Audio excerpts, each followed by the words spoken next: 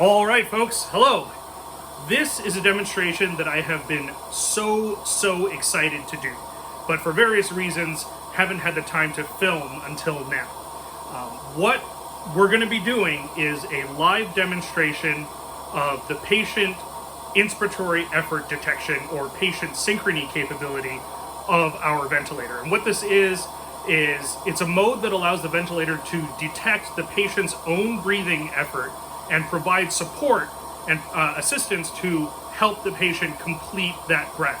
So the breath is initiated by the patient, but the machine helps the patient do that breath. And that's important because it allows the machine to take the patient all the way through the recovery process until the point that they're weaned, until the point that they're healthy enough to come off of the ventilator. And it's an absolutely essential feature for a ventilator of this kind, not just to help the patient survive, but to help the patient get healthy again.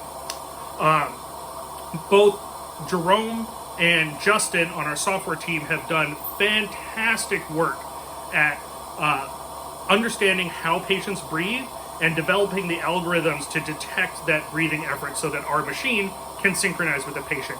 And Justin wrote the final code that you'll see demonstrated here. So absolutely incredible work by our team, and I'm very excited to demonstrate this. Now we've, up until now, we've done these tests using a lung simulator. And now we've gotten to the point that we're confident enough in our prototype to do very limited, very careful tests on people.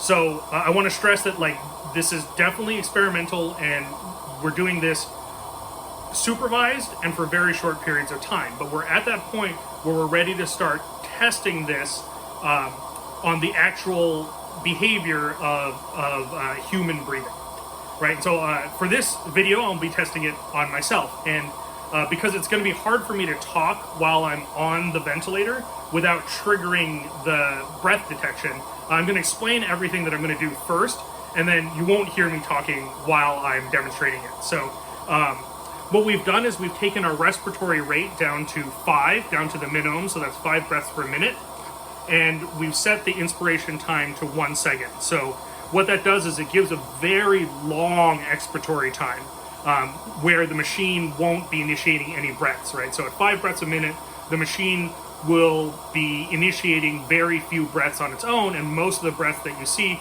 will be initiated by the breathing effort of me, the patient. And so what I'm going to do is I'm going to alternate through different periods of holding my breath, which I'll indicate by the closed fist like this. And then when I'm breathing on my own, I'll open my hand to show that I'm breathing, and you'll see the machine respond and deliver breaths as I'm breathing. And then not deliver breaths when I'm holding my breath, except for that 5 breaths per minute where it enforces a breath if I don't take one.